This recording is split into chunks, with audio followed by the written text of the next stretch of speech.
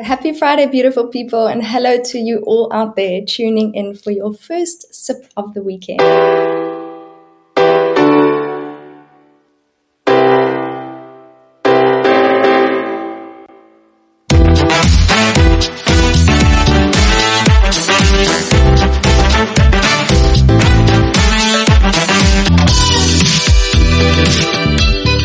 You're tuned in to your happy hour with Friday Feels. We're celebrating all you working professionals out there doing your crazy craft, embracing the beauty of being human and connecting authentically.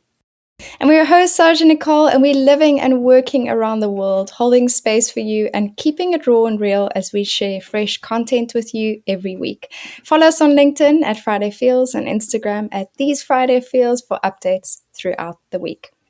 In our last episode, we discussed our new theme, Tell Me What to Do, and Don't Micromanage Me. We chatted with Jen Sanchez, former DA agent, dear friend and colleague, and in this episode, we explore the importance of giving your team the support system to thrive through trust, mentorship, and leading by example. Jen shared some stories on navigating life both on and off the field, including being an undercover soccer mom. And yes, you heard that right, so definitely check it out. This week, we have our lovely guest, Christine Volden. Christine is a sales and marketing evangelist who's managed sales teams at Yahoo and AOL before launching her business, The Quiet Selling Method, where she guides organizations and individuals on the mindset of selling and how to ask for what you want. Her courses and content have been viewed over 500,000 times. Welcome, Christine. Thank you. It's so nice to be here. We're so happy to have you on here as a successful entrepreneur who has charted her own path. I saw you speak a few months ago at the Prospera Women, Italian Women in Business conference, where we met and we were both mentors to a group of female Italian entrepreneurs. And I really enjoyed what you spoke about. I know you might mention it here today about the 5 phobias that we have as humans and leaders. And I really like that you humanize the selling process, but can still deliver that kind of tough love that some of these entrepreneurs need when they're selling their products. So tell us a little bit about yourself and what this topic means to you. Yeah, it's funny. Like when I was thinking back, all of my jobs, I would say at some point, like all jobs are really about selling, right? But it was something that I was drawn to really early, and I never really understood why. But it's so funny looking back. It was something, like I actually really enjoyed connecting with people. And what I noticed, like working at these big companies, I got this, I got tons of sales training, right? There's so many resources at these large companies. I would go to all these trainings, but it was really interesting because all of the trainings about sales were always about like kind of the tactics, like how to negotiate, how to find, how to qualify, but no one talked about the mindset of selling. And I was like, but that is the most important part. It's funny, I do this, and I'm sure you saw this slide. I always ask people in this presentation, I'm like, what do you think? What percentage is mindset and what percentage is like understanding the sales tactics? And almost everyone agrees, right? It's overwhelmingly the mindset. And I always say like, and I joke because I'm like, I don't have any research to back this up, but I can tell you everybody agrees. And I always say, it's like 80 to 90% is your mindset and like 10% is understanding how to sell. That really resonates with people. And that's what I felt like was missing from all of the sales trainings I ever took. And I would see it again and again in the teams that I worked with or groups that I mentored, that you could get all of the training in the world, but if you don't believe in yourself, then you're never going to be successful. And I feel like what I've learned about selling, because I always say selling is about asking for what you want. It doesn't just apply to business or to work or to actual selling. It applies to every part of your life, right? Because we're always asking for what we want. And that's why I think it's like so appropriate for your topic this week. Yeah, for sure. So, this week we've been exploring Tell Me What to Do, and this month's topic is setting your own path. And so you've had a lot of experience that you used to work at very big corporates, and you decided to make that transition over and chart a new path for yourself. So can you tell us a little bit about that? What made you decide to set your own direction? And how did you first go about doing it? Did you tell everybody? Did you quietly go out and do it? Were you trying for a while on the side with a side business? Tell us a little about your journey. Yeah, I mean, I'm very lucky in that I had always been an entrepreneur. I was raised. My dad was very entrepreneurial, so like my whole life, he was talking about like, oh, this would be a great business, or like, notice how they did this. So I was really lucky to have him as like a mentor, and we would talk about stuff all the time about business and just about entrepreneurship. But I started working in tech, in ad tech specifically, and it's I built a pretty successful career. I worked at some big companies. I was part of several companies that got acquired by much larger companies, but I always knew in the back of my mind it wasn't what I wanted to do, and I kept thinking, well, I'm just going to do it a couple more years, and then I had kids, and I bought a house, and I had 2 cars, and then I was like, okay, maybe I'm going to have to do it a little bit longer. But I always had this nagging feeling in me because I just wanted to do something more and kind of make more of a contribution than just kind of selling advertising, right? Or managing advertising sales teams. And so I always say it wasn't really my decision to leave. It's like the universe kind of decided for me because I got fired from 2 jobs within 9 months. And they were both like very like unusual. It was like they weren't expected. It wasn't like a layoff or I made some huge mistake. It was just like some weird fluke where they were like, okay, you no longer have a job. And the first time it really hit me. I was really upset and I was devastated. And I was like, what am I going to do? And I feel like that was like the practice round. And I was like, okay, I'm going to go back. And then the second time I was like, okay, I have to pay attention now. I'm like, I think I'm not supposed to go back there. And so I remember actually on the plane ride back, because this company was in LA, I was coming back to San Francisco. On the plane ride, I like registered the domain of my business. And I was like, I'm going to start this business like next week. I had kind of been thinking about it. And I hadn't been really doing a side hustle, but I had been kind of like thinking like, I wonder if I could do something on my own around teaching sales. And I wasn't even convinced that anyone would be interested because in my mind at that time, I thought, well, everyone knows how to sell. It's like so easy, like there's nothing to it.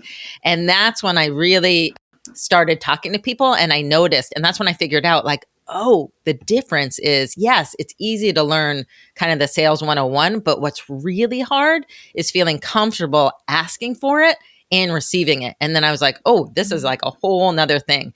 And it was really interesting because my whole life, I've always been like a student of like mindset, like how our mindset and what we believe affects our reality. And I was like, this is exactly that. So it was also something that I love to talk about. I had a lot of experience in. And so I was like, that's what I want to teach, like the mindset around selling, because it's not just selling, it's really asking for what you want. I really love that. I feel like it resonates so much with some of the topics we've had. Yeah, and I also came from a sales background, and so I can definitely resonate with some of that in terms of understanding like how much of it is mindset and confidence versus the actual skills that you need. Because when you think about it, sometimes in these teams, you're all receiving the same training, right? And so you have the same tools at hand, but there are some people that kind of rise to the top and other people that might struggle. But I think sales is I mean, look, all entrepreneurs need to do it, but I always tell people, like, if you're not sure what you want to do, go learn to sell something because at least you'll always have a job doing that. Everybody needs to be able to sell. Right. And even with like, it's so interesting with the advent of AI, so many people think, and even I've heard that even Google got rid of their sales teams recently, some of them, because they're using like automated AI. But I'm just like laughing because I was like, there is nothing, because when you really dig down into sales, it's about human to human connection, right? It's one person selling to another person. It doesn't matter what the product is. And that's something that can never be replaced by AI. I always say that's like almost the antidote, like to people. And I'm a huge fan of technology, and I think AI has its place in so many different areas. But I was like, the one thing it can never replace is a human to human connection. So that's why I agree. I think like if you know how to sell, you will always have a job or have some kind of opportunity to make money. I'm quite curious. You were talking about mindset and, how that was something that was really powerful for you. And what do you feel was the hardest thing about getting over your own mindset obstacles in setting your own direction? Oh, that's really where the 5 phobias came from, right? So it's like, it's not one, it's like, it's 5. So I created something, and Saj saw the presentation, but I call it the 5 phobias. And because I really thought about exactly that question, like, what are the things that hold us back? Right. And there are 5 of them that I kind of created. And I won't go into like all of the details, but it's like, fail phobia, being afraid to fail, right? Responsophobia is really taking responsibility for other people, kind of distracting yourself with other people's problems instead of dealing with your own, right? There's what are the other ones? I'm like looking at my thing. There's exposure phobia, right? And this is huge for entrepreneurs. It's like fear of putting yourself out there, right? And that was a huge one for me when I started my business. I was so scared to put it on LinkedIn or to put it on Facebook. At that time, like Periscope was the only live streaming platform. So I specifically went on that one because I knew no one knew me there. That's how scared I was to put myself out there. So it's like, there's 5 of these. The other ones are like faith phobia, right? And I think that's a huge one. And I always see is so big in the tech world. It's like fear of giving up your power to a higher power, right? And that doesn't mean it's a religious thing, but people have this idea, I just have to work harder. I can solve this all myself. And you see, especially in the Bay Area, these entrepreneurs who will stay up, 20 hours a day trying to work. And I'm like, that is not the answer. Like, you do not need to work harder. You just need to like give up control sometimes and trust that there's something bigger than you. And it could be if you don't have a religious belief, it could be believing in your community or believing in your customers or your future customers. But that is a huge one that I see holds people back. And I'm guilty of it too. All these phobias were because I really encountered them myself. And then the last one is genius phobia. And that's really fearing your own genius and your own gifts. And I did this too. One of the things, and if you ask people, even when I was growing up, I was so into this mindset thing. And after that, I really studied like metaphysics and meditation and all of these spiritual practices, which I bring into the quiet selling method in a very practical way. But it's so interesting because that, I think, is my special like area of genius. And I never talked about it, right? Because I was like, oh, people aren't going to be into this. It sounds too woo woo or whatever. And I'm like, but that actually is the key. And so like genius phobia is really like being scared of your own gifts, right? And not talking about them because you're scared you're going to be judged or whatever. So, I would say there's not one, there were 5. And I always laugh because I'm like, not everyone may resonate with all 5, but I was like, I suffer and still work through all of them. And, and they really hold us back. That's so funny. I saw Nicole laugh when you said woo woo because so many of our guests come on here and they say that because there is something a little transcendent about some of the topics that we talk about. It takes a little bit of inward reflection. It takes a little bit of kind of holding yourself through those. And that's really why we come on and talk about it on this platform, is because we want to hear from people who have done it, who have walked the walk, or who are in that transitory space. And, what are all the feelings that you go through, and how can you kind of, put a pulse on it, identify it, and kind of move past it. Yeah. So you mentioned you studied a lot of different things that kind of helped you in not only your mindset and entrepreneurial journey, but then also train individuals and even companies and sales teams. I know you work with some really big global brands. What is it that when you were going through this phase that you actually kind of tapped into? Was it that you kind of dug more into the research? Was it like certain mantras that kind of helped you through? Was it a community? I would say the biggest thing, honestly, was really listening to my own intuition, right? I am very empathic, and I know a lot of women are also very empathic. And what I noticed is and this took me a long time to figure out. I remember I had so many coaches asking me these questions about and I kind of consider this a boundary issue, but I had so many other people's like energy on me and ideas, right? And in my brain, I had all of these things like, oh, this person would say that, this person would say that. And I had to almost like clean that all out so I could just hear my own intuition. And that to me has been number one, my greatest guide. And if I can tap into that, like what is just me, what I believe, not what the media tells me, not what I learned in school, not what my old bosses or organizations or CEOs told me. Like, what do I believe? That to me is like the recipe for success. If you were to boil it down to like one thing for people, I would say that is it. Like, listen to your own intuition, like figure out how to tune into that without like, and recognize how that is different from you, like all of the things that people have taught you, right? Because that I think is the key. I really think everyone has everything they need already, like in your brain, right? But a lot of times we don't know how to tap into it, or we're thinking about, oh, this other person said that, or I think people are going to judge me if I say that. I totally resonate with what you're saying. I think we're all feeling these things, and we actually spoke about that a few episodes ago about, you know, how do you create like, and this will be probably another topic coming, but blissful boundaries, right? How do you kind of create a boundary around yourself that you make sure that you tap into what's important for you? And I find it quite fascinating why we are so scared of ourselves, that whole dynamic. And, you know, like when you're setting a direction for yourself and you're walking a path, that's not easy. You have to be okay with following the road less traveled. And, you know, when everyone else is walking down the right way, you must be okay that you're the only one walking down the left way. So, what are you finding with clients? Like, what are some of the stories? You know, obviously you can't share personally, but what stands out for you is kind of a trend that you see when people come to you and ask for help? Yeah, that's a great question. So the number one thing, and it's so funny because I used to be, you know, I still have this very analytical sales mind. So when I had people come and take, like, I used to do a lot of online courses. I do more like workshopy things now, because I just think since COVID, people don't want to do, like, no one wants to sit in front of their computer and like learn or do a self-paced course. So I don't do that anymore. Because I don't think it really serves people. People want connection now, right, in community. But I used to do these online courses, and I would ask people, like, or I would want them to say, oh, I used to sell like, you know, $5,000 a month, and now I do 50,000. That's what I wanted to hear, right? But what I kept hearing was, you taught me that I can do it a different way, right? You made me believe I can sell as an introvert, or as a person who's scared to sell, or as a person who's scared to even talk to people. But I heard it again and again. You told me that I could do it my own way.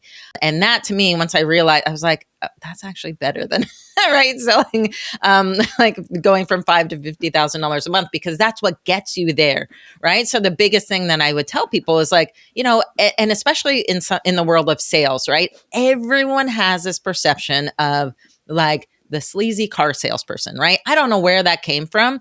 And that is so outdated, but we all hold on to that, right? And that's kind of like the whole intro to my book. I'm like, who does that actually serve, right? Like, who's benefiting us from believing in that story still? You know, who's benefiting? The people who are in power, the people who are making all the money, the people who are running our governments, right? Who are, the majority are white men. So not saying, but there's a very patriarchal, you know, like basis for that belief. Now, if we were to be like, okay, what if sales was empowering? What if me making money meant that I had more freedom, and that I could do what I want, and it made me feel super powerful, and it gave me more choices? Then all of a sudden, all of these people who are scared of selling look at it a different way, right? Our whole world is going to change. So, you know, this idea of I can sell a different way, or I could be myself and I could be whoever I want to be, and not aggressive, not pushy, not anything like that sleazy car salesperson. That to me is really revolutionary, honestly. And I am so excited that that's, you know, the running thread that I hear from people who work with me. So can I ask you, did you see yourself here 10 years ago teaching all these different companies and individuals on the mindset of selling? You know, it's so funny. I spoke at my college, and well, so that was like more than 10 years ago. But I remember thinking, because they were like, did you think you were going to do this? And I was like, well, actually, like the internet barely existed when I was in college. So I was like, no, because this didn't even exist. I wouldn't say that I knew exactly what it was, but I did know at a very young age, I was drawn to this idea of like the power of your mind and being able to create your own reality. So I would say it was kind of like, I don't know if I thought I would be able to do it, but that was always my dream from the time I remember in high school. And it's so funny, but I remember seeing like a Tony Robbins thing on like some like channel when I was like, I don't know, like 16. And I remember looking at, and I will say, like, I'm not the hugest Tony Robbins fan. There's nothing wrong with him, but I'm like, I don't always resonate with his work. But the fact that he was up there teaching people about like the power of their mind. And I remember thinking, I was like, oh my God, you can do that as a job? I'm like, because I had chills listening to some of the stuff he was saying. He was so young at the time. But I remember that. And I was like, I want to do that. I was like, look at, because he was like speaking to this audience. And it was just like on TV. But I was like, you can do that. I was like, I want to do that. Like, I want to inspire people. So I did kind of know, but I didn't know what it was going to be about. I love that. And I'm quite curious, when you're listening to like a Tony Robbins of the world, or you're working with your clients and you get this feedback and you talking about the fact that we all sell all the time. Mm-hmm. What are people finding as like holding them back most from being their own brand? Because that's kind of what it is, And I mean, Asaj, you and I were reading a gentleman, Matt Gray's post on LinkedIn recently, and he said all the businesses these days are becoming brand led, but the brand is the founders. That's who you are. Yeah. And all these businesses are becoming media companies anyway. Mm-hmm. So what are you finding? Why are people scared to own their own brand? Yeah, I mean, I think there's a lot of different reasons, but I would say most of my clients are women. And I would say the biggest thing is really like fear of judgment. I mean, I think there's a lot of different things, but that's the one I see coming up again and again, being scared to be, and especially as women, right? Being scared to be seen as like a strong woman or, a CEO and feeling like, they don't really have permission to do that, because the reality is like in our world right now, we don't have a lot of permission to be a really strong female CEO. You are going to have to push through, and it isn't easy, right? We don't have all of the resources that we could have, right? And even speaking to what Saj was saying, like, right, we were at this Prospera Women's event, and this is an event specifically for women entrepreneurs because, and I forget what the stat is, but it's like some minuscule amount of money goes from venture capitalists to female-owned businesses. I mean, it is ridiculous how small it is. Yet the research shows that female-led companies are more successful. So you're like, what's the problem here, right? This is crazy. But, I think the biggest thing is just like kind of fear of, judgment and really having the permission to do it, because it's not the easiest thing. I think the stat is less than 3%. Oh my God. 2 points. Like, I know. I think I blocked out the number, but I was like, it's so small I know. That it doesn't even. It's very angering. Yeah. But I think, we try to make a difference where we can. And so that's kind of what probably both drew us to that event. And I know Howard's a mutual friend, and that's how I actually, found Prospera. And so it goes kind of back to, what we were talking about in some of the other episodes, which is kind of like you're always going to find your tribe, right? Eventually. And the people that kind of resonate with your maybe even mindset and ways of thinking, you will actually find them at these events that you tend to go to, that you tend to gravitate towards. And that's what really drew me to asking you to come on the podcast, is because I didn't know you. I didn't even actually know that you knew Howard until I started talking to you at the event. And just some of the topics that you were talking about. And I was like, wow. I mean, at that point we were working on Friday Feels, and I just was like, wow, this lady's like checking all the boxes. And I just thought it was really interesting because, I mean, you kind of set off on your entrepreneurial journey years ago, and it's almost like it was validation for us. I came back and I was like, Nicole, there's people who are already doing this that are talking about all these same topics, and they actually are getting paid to do so through, courses. And I know you have a book coming out as well, and you also do events. So it sounds like you found, your kind of true north as your mission. And then you found different ways to kind of give outlet to that and reach more people.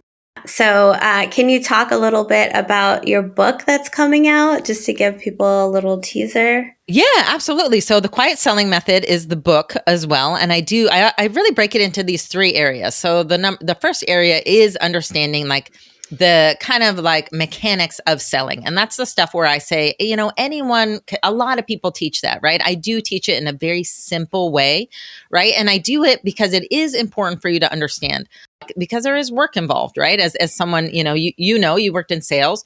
A lot of people don't realize like how important the follow-up is, or how to like bring someone from, hey, I just told you about my business, to actually, coming to an agreement where you're selling something that someone else wants, right? So coming from like awareness to closing, right? So that's one part of it. And I call it like the sales mechanics, right? The second part is that mindset part, which I think is the bulk of the book. And that is, not only the 5 phobias, because these phobias are, very, intense. I'm trying to think of an appropriate word, but I also have 5, like principles that work with each one of those things, right? So there are 5 like principles. I have visualizations for you to kind of, because I say you can't necessarily like overcome these things, right? But you can work with them and you can work through them. So I say, okay, if you deal with, say, being scared to, own your own gifts or something, right? Then I kind of teach this principle about permission, right? How to give yourself permission, and some kind of like visualization exercises around that. So it's not just the 5 phobias, but it's also these 5 energetic principles that help you work through them. And then the last one is really the art of connecting with other people. It's the art of building rapport, which a lot of people use the word rapport in a very kind of light way, but there's so much to it, right? To building a connection to another person.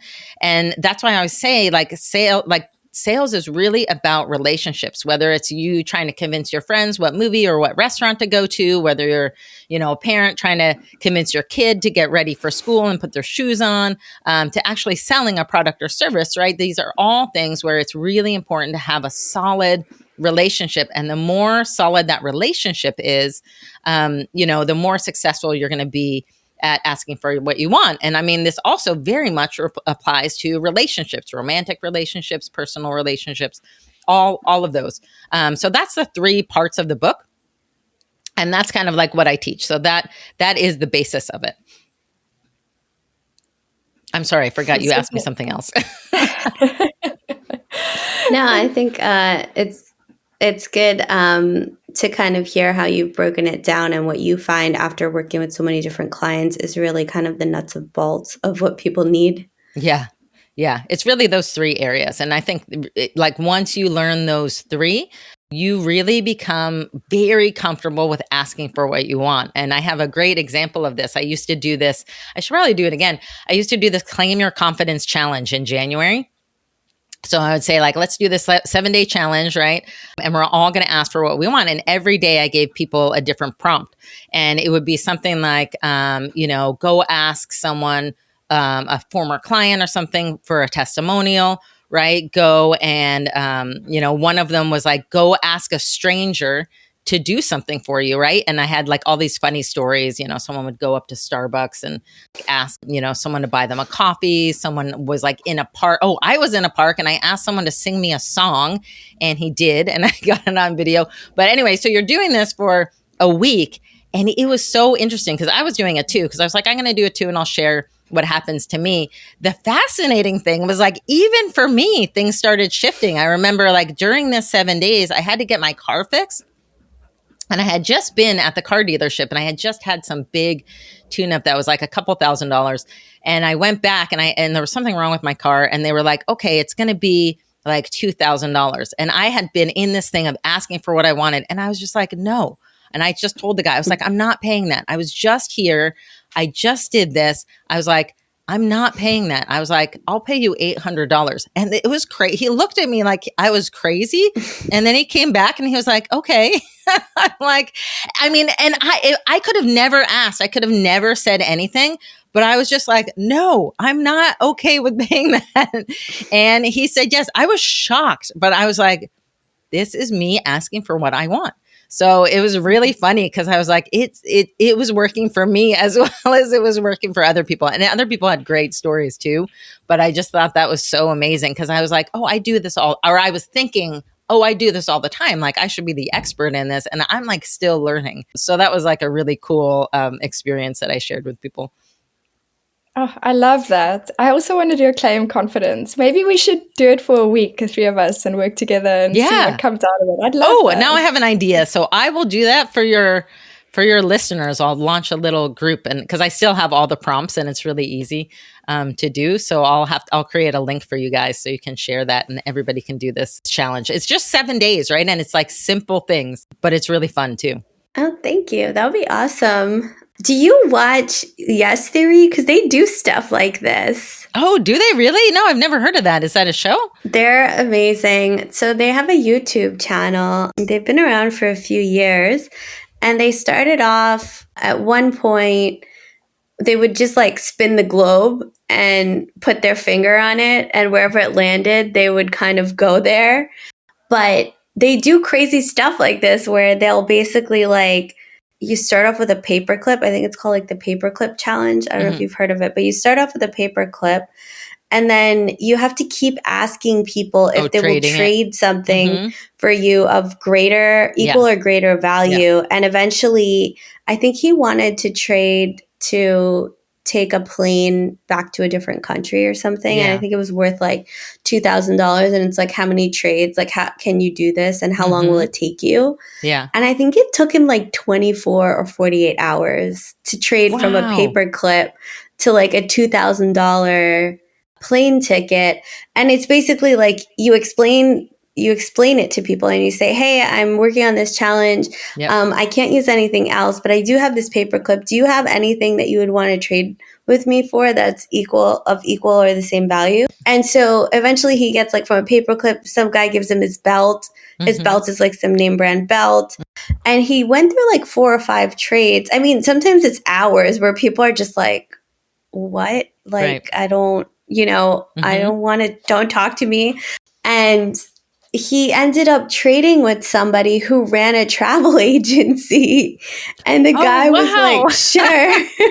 And he see, was like, I feel like that's so much about setting your intention, right? Because so much about, and there's a lot of like science-based research about this, right? If you actually set a goal in your mind, right, you're more likely to achieve it. So, that the fact that he had that specific goal in mind, I feel like, I would say, from a metaphysical, like spiritual, like perspective, he set that intention, right? And, like a business person would say, oh, you set a goal, but it's the same thing. And that's how he got there, right? And he also believed in it. And like, that's so amazing to hear someone can do that so quickly. But yeah, that's like the power of visualization or the power of just setting a goal. Right? It's like your mind now knows what the end goal is. And if you believe in it, then you can do it. And it's so funny. I see way more younger people doing that because my kids follow a guy who's really big on YouTube who does that. And I forget, they were like, yeah, he's the penny guy. I forget his name. But it's so interesting because I think when we're younger, we're so into that. And if you even think back, and I remember I was like, I thought I could do anything when I was like 18, 19 years old. Then you become a little bit older and you start listening to all these other people and what they're saying, right? And you start hearing doubts and this is what I see a lot too with my clients is, oh, you used to have so much faith in yourself. And then all of a sudden, as you get older and you start taking in other people's opinions and you hear all of this stuff, all of a sudden you have a little bit less confidence in yourself. So I would love it if people did that who were like, over 30 to see, how it's different, because I think it's almost like easier for younger people to do that because they have no fear. They have nothing to lose. They totally believe in themselves. But I would love to see like a 30 or like a 50-year-old do that and see how successful they could be, because I think it could be amazing. I mean, there's so many. If you go on that YouTube channel, you'll stay on there all day listening to they do like these social experiments, and it was 3 guys. I don't know if one of them went off to write a book. They've done like so many different things. But one of them, his brother, I think, was like the cameraman, and he's actually very introverted. And they made him do it one time where they were like, okay, you need to find a place to stay. Like you're going to stay in, I think it was like Budapest or something. Mhm. You need to find a stranger to let you stay over. And you can't use any money. You can't use any previous connections. You have to just ask these people on the street until somebody offers for you to stay somewhere. And it's just so funny because you feel so bad for these guys. Like they'll go up to people and they'll be like, hey, and they're trying to be friendly but not creepy. I mean, Right. it's very hard to do that in this day and age, right? It's to just Yeah. ask somebody for something that you want Mhm. without like them trying to figure out, okay, well, what's your angle? Like, Right. is this a prank? And they're actually very widely known. I think they have a few million subscribers. So some people who watch them kind of recognize them, but they're not allowed to really ask for help. Oh, that's so amazing. And then, I mean, the other cool thing is you just see like the kindness of strangers, Yes. right? Which is so cool. Like when you see people who are so generous, and a lot of people, again, I feel like it's like people have this idea, or really it's actually been studied. It's called negativity bias, right? That you kind of like remember all the negative things, right? And you look at the news and you think like, oh, people are just unkind. But the reality is like so many people are willing to like help others, right? And like that's why I love hearing those stories. So that's really cool. I will definitely check it out. Yeah, and I think that's one of their main pillars is the kindness of strangers. Like Yeah. you would be very surprised how kind strangers are. Yeah. That's Absolutely. awesome. And I think it also kind of ties back to something we've spoken about before, Taj, but it's the energy exchange, right? We're in a society where we ingrained that everything has to be about money because money has become the way in which we work in the world. But in the end of the day, there's an energy exchange. Money is just the transfer of value of your energy. And, That is exactly kindness is right. an energy. So it comes back to you in like tenfold in different ways anyway. And that's actually such an interesting topic because I've even looked at that in meditation. Like, what is money really, right? Because it like when you think about it, it is just a representation of like what you value, right? But it's like, I mean, it's also such an amazing teacher for so many. Like, I looked at meditation, like, what is actually like, what is the purpose of money as a in our global thinking? And it is interesting because I always tell people like money represents your priorities, because people always ask me like, how do I set pricing, right? How do I do this? And I'm like, well, how important is it? And that's also why I see sometimes entrepreneurs price especially women, price their products or services way lower than they need to. And I'm like, you're showing people that you don't even value your work, right? Because it's going to represent someone's priorities. And if someone pays $50 for something and they pay, $500, guess which one they're going to take better care of, or they're going to pay more attention to? They're going to pay attention to the one they spent $500 on. And guess what? It takes the same amount of effort to sell something for $50 as it does for $500. In fact, I would say it's almost easier to sell something for $500. So it's interesting. Yeah. The whole role of money is that's a whole nother book, but it is fascinating when we look at it because, everyone has their own, idea of what money means, and like grew up with a mindset of money based on like what their parents or what their community thought. So that actually has a huge amount of impact in how people operate in this world, really.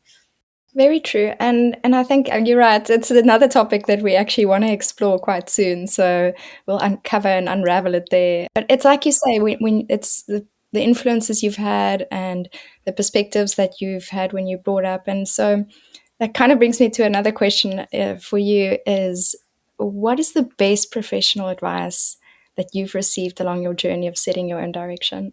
I would say it really came from my dad. And he was always telling me, he's like, just follow what you love, right? Like, I didn't understand. And I looked at it very surface level for a long time. For many years, I was just like, oh, okay, he just wants me to be happy is what I was thinking. But now I kind of understand it at a way deeper level. And I think what he was trying to show me was like, when you're in the vibration of something that you love, right? You're raising like your vibration, right? And you're excited about it. And that's what makes you successful, right? It's not because, oh, you feel good. Like there is so much to be said. Like people, you really can feel someone else's energy, right? And if you're doing something like Saj and I were talking, right? So many people work in jobs that they hate, right? Or they don't even think about the job that they're about to take because it's like a friend referred them and it's probably something they don't even want, right? But you stay in it, and like that lowers your vibration, right? You're doing something you don't even want to do. And if you're doing something that you love, or you're just following things that you love, your vibration gets it's raised so much higher, and it kind of opens doors for you. But that to me was the best advice, really, to stay and just keep doing things that you love, which is, so funny because what I love to do, when I was, that age was like learning about how our mind affects things. And now that's what I'm doing. And that's, where I see, it seems like, oh, synchronicity or coincidence, but I don't really believe in coincidence. I really think it's because like, hey, I really love doing this. And so I like attract situations that help me, further my, like my goals and my message. So, to me, that is one of the simplest things you can do. And I think it really is simple, right? There's a lot of people who think, oh, being successful or doing this or life in general has to be so complicated. And it really doesn't. It's like easier than we think. But we let so much noise get in the way, and we let so much self-doubt come in the way, and we listen to what other people are telling us who are also in self-doubt. And we just stop ourselves from making it easy and just like flowing. I love that. May we all find our flow. Yeah. Yeah, I just paused there because I know a lot of it probably resonates with you, Nicole. So Big time, big time. That's a lot of the conversations I've been having with people this last year is about following your joy. And I completely agree with you. It's such a simple thing, and yet it can be so daunting. And sometimes you have to be okay with that, and then still work through it, and still find your voice. You have to give yourself permission to do it. And that is really hard for a lot of people, including myself, right? To give yourself permission to just do, or not just, but to do something that you really love, right? It sounds easy, but so many of us like just don't give ourselves permission to do that. And I think and that's why that's like a really big energetic principle that I teach, and I give people visualizations, because like permission is a big, big thing, right? Just, it's almost like sometimes people call it like havingness, like believing you can have something, right? Or, you see people in January a lot of times are creating vision boards. And I see sometimes people have these like very limited vision boards, right? It's like, I want, this small house, or it's like they're afraid to have a big dream. Right. And I remember actually when I was a kid, people would tell me that. And it's so funny. It was just coming back to me the other day. And I was like, yeah, because I had these huge dreams, and people would always tell me like, you need to be more realistic, or I think you're thinking, or sometimes people would actually even insult me and be like, who do you think you are? You think you're some kind of royalty? And I look back and I was like, no, that is bullshit. Like, I can have a huge dream and I have permission to have that, and no one can tell me that I can't. And I think so many people limit their dreams, like there's this whole idea. And I've had even friends who tell me this, well, you can't have a job that you love and have, a great relationship and have money, right? There's like all these people have this belief around that. You can't have it all. Like, that's not fair. Like, what? Why? Why isn't that fair? Because you don't believe you can have it too? Like, that's crazy. Of course, we can all have that. And that's, I actually learned that from selling, which is really fascinating. I saw people who would go in and they would be threatened by me, right? Even when I was on their own team, and they'd be like, well, if you're doing that, I might not be able to do that. And I was like, that is not true. Like, there is more than enough for everybody here. And there's a more than enough abundance in everything in the world where everyone actually can have what they want. But, so many of us are so scared to believe that. And we don't give ourselves permission. And that's like what's holding us back. So I'm like a huge Trevor Noah fan, and he had Oprah on his show, and I was watching a snippet of it, and he just asked her a really interesting question. He was like, oh, you've accomplished so much, and you're kind of a trailblazer in your own right. And how is it that you've managed to, be Oprah, right? And something along those lines. And she was like, she's like, well, it kind of just boils down to one thing, is that I know what I want. And so I go after kind of what I want. And a lot of people don't even spend the time to really understand what it is that they want, right? How are you ever going to go after something if you don't know where you're trying to go? And it was just so funny that, he asked her, like, how could you possibly answer that in like one sentence, right? But she did. And it was very interesting. It's always very interesting, I think, because sometimes when you're having these conversations, and it might just be with your friend at the coffee shop, it doesn't seem like it's so profound. But if Oprah says it's so profound, but it's the same concept, right? It's the same concept, right? Is that like while you're in it, while you're in the thick of it, this is when it actually counts. The advice that you're getting, and even some of the advice that you're sharing with our audience, you can be at any point in your life and still take this and find gems and find different ways to incorporate in your life, because that's how it starts, right? It's never like, oh, well, when I look back, everything, Steve Jobs says, when I look back, everything happened for a reason, everything went in line. But when you're sitting there, it doesn't feel like that. Yeah, that's true. And I think that advice is so, it's so simple and so powerful, but so many times we don't, look at what we want. And it's like we're afraid to even ask for it, or we're afraid to, say, oh, this is what I really want. And it's so amazing to me, especially because I work sometimes with people who are very early in their careers. And it's like they just take this job because it was like a referral from a friend. Or they're like, I just need, I spoke, like I was saying, at my college a couple of years ago, and I saw, all of these kids who were terrified to get jobs, and they would have just taken anything. I'm like, that is not the way to live your life, right? Like, figure out what you want to do, and you can almost reverse engineer it, right? If you're like, hey, I want to be the CEO of this company, right? There's a couple steps you need to do to get there. I mean, you could start out and just start a startup and be a CEO these days, but you could also say like, hey, I'm going to do this, right? But you want to decide what you actually want. And even like, if you're already in a career, like looking for the type of company you want. So many times people are like, oh, I'll take this job, even though I know this company treats its employees so badly and their work, people justify it. They're like, well, it'll be a good stepping stone. And, then I'll have great references. And I'm like, no, that's not, I mean, if that's how you want to live your life, that's fine. But like, you could actually decide, hey, this is what I want.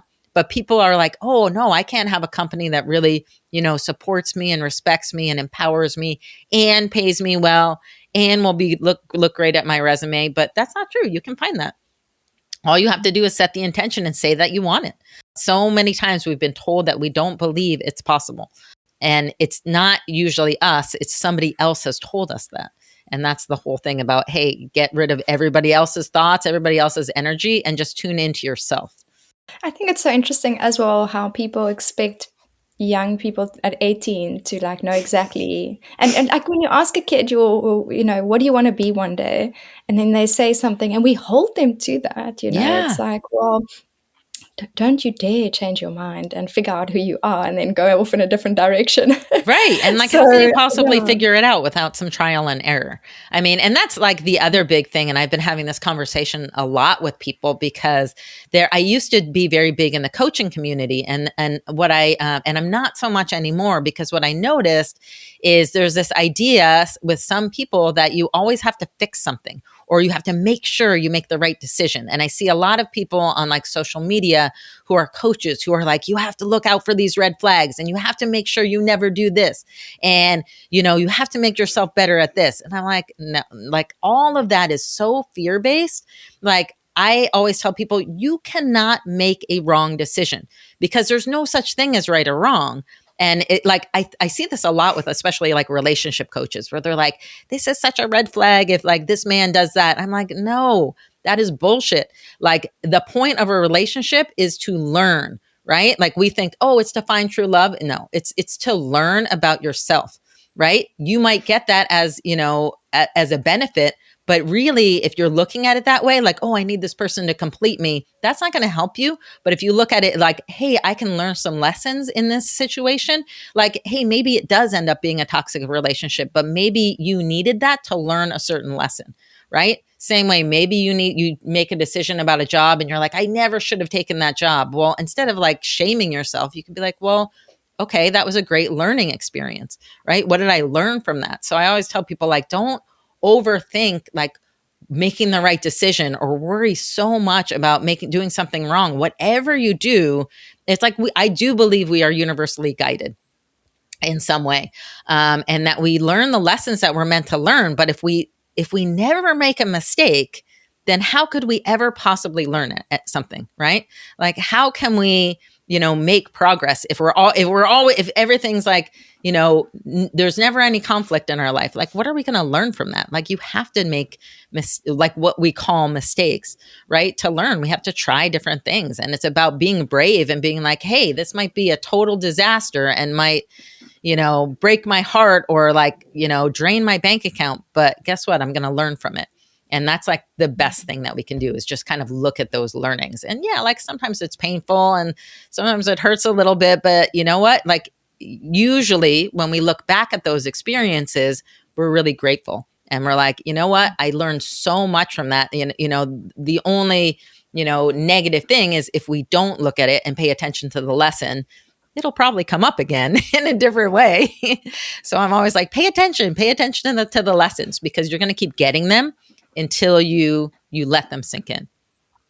And we really draw into our lives, what it is that we're needing. We from within you kind of creating your world. Absolutely. Yeah. And so much of it is like we're manifesting our reality, right? And that sounds like really out there, but like we actually are. Like the challenges you have in your life are because you're meant to learn certain things. And I know sometimes people have really, really hard situations, and I don't want to discount that, but there's learning there, right? There really is. And that's why you hear people like, talking about Oprah, when you hear about how she grew up and some of the things she was challenged with, like there's a lot of people in her situation who could not look at that and turn it around.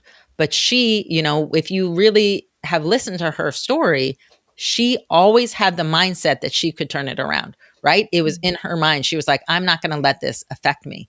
These like things these traumas that happened in childhood, the way that I grew up, she just had a belief that she could do something great. And that's what made a difference, right? We're talking about experiential learning. What does your experiential learning next year look like for you? If, we asked about 10 years ago, like what is a year from now? What are you kind of drawing in for yourself? Oh, that's a great question. To me, it's really being more focused on really like sharing, like kind of like really making it simple, right? Like talking about these 5 phobias and these 5 energetic principles, because that to me, I feel like so much, even like I used to study a lot of really older, like kind of spiritual texts. And some of them, I will say, I've learned looking at them now are a little overly complicated and a little bit, efforty, right? Where they're telling people like, oh, you have to do this, or you have to think this way, or you have to meditate this way. And one of the things, really big things I've learned in the last couple of years is that it can be really simple. And that's why I wrote this book, right? With these 5 principles, because I was like, I think it can actually be easier than we think. I think a lot of times we overcomplicate it and we think, we have to put all this effort, or we have to struggle, right, to be successful. And I would say that has been my biggest challenge too, is I really thought I had to struggle as an entrepreneur. So this year, my intention is just to really make it easy and simple. To me, is the newest principle I'm really trying to embrace is just not struggling and making things easy and simple. I think those go together. Amen to that. Yeah. Something that we do on each episode too is at the end of it, we just put like a gem of the week. And basically what we mean by that is what is enabling and empowering you to be a successful working professional in the world. For me, something that I read this week was I read a post by your favorite Nicole Stephen Bartlett, and it said, just because it's taking long, it doesn't mean it's not happening. So if you're a little better than last year, a little better than the year before, you don't need to worry. You need patience. And I was like, that definitely resonates with me because sometimes I'm like, oh my God, I have like 500 things to do.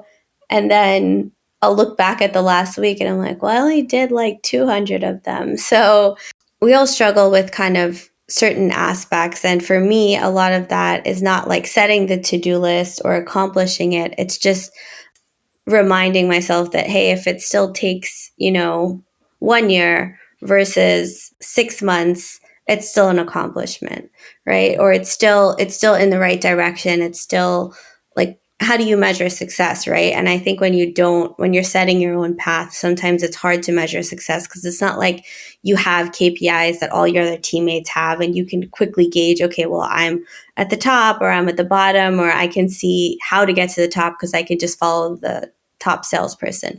You're really just on your own path here, and you're measuring based on either happiness or money or whatever parameter or metric that there is. And so I really like this way of measuring. And that was my gem of the week. What was yours, Nicole?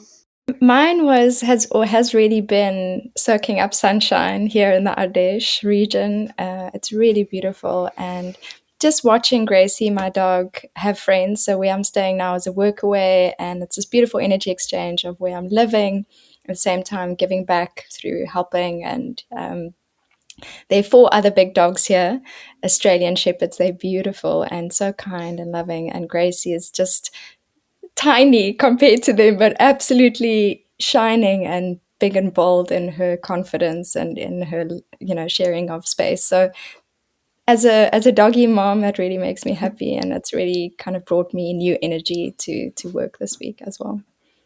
How about you, Christine? Yeah, my biggest one, I'm rereading this book that I read several years ago. It's called A Path to Wealth. And it's really a great book about kind of like money mindset. And this thing stood out to me because I always am like telling people to follow their intuition, right? But there's something different in this book that really stood out for me this time I was reading it. And she says, you have to follow your intuition every time, right? Not just sometimes, every time. Like every time you get a nudge or something pops into your head, you follow it. And so I've been doing that this week, and I've been having incredible results, like things that I did not even expect, right? Because I was realizing, oh, sometimes I second guess myself, like, oh, maybe I'm not going to reach out to that person because they're so busy and they don't have time for me. And I'm like doing it anyway. And I've like had the most amazing week doing that. So that to me has been my highlight of the week. That's a really good reminder for a lot of our audience. I like that you said every time, because that's so true. I think there are certain instances where you always second guess yourself, like it could be around a friend or a partner. But then there are other instances where you kind of are like, no, this is how I feel about it. This is what I'm going to do. Right. I think it's also such a nice kind of segue into a final thought, what we'd like to leave with the audience. But before we do that, Christine, how can people find you? Yeah. So you can go, and I just changed my company name. So it's the quietsellingmethod.com. So you can find me there. You can find me on social media at Quiet Selling Method. You can find me on Instagram at Christine Volden. So you can find me in all of those places. And then I will definitely relaunch this Claim Your Confidence Challenge so your audience can find that. And I'll put that on social media and also on quietsellingmethod.com. Amazing. So to you guys all out there, so we're asking what has helped you to set a new direction in your life, and are there any specific tools you've used to help you when charting a new path for yourself? What are the support systems that you have in place to allow you the freedom to explore, and what does a new path look like for you? Friday. We'd love to hear from you, so please share your thoughts on this topic by engaging with us on LinkedIn at Friday Feels and on Instagram at These Friday Feels. And remember to tag us using hashtag These Friday Feels to share your stories. And you can work with us or potentially have us broadcast Friday Feels from your space, so check out our website at friday-feels.co or reach out to us at hello@friday-feels.co. Next week, it's a new month, new energy, and a new topic to be announced. So stay tuned what we have in store for February. It's going to be epic. But until next time, that's our mix. We've had fun mingling with you, and we wish you safe travels into your bed, into the night, and into this awesome weekend. See you next week. Keep it real.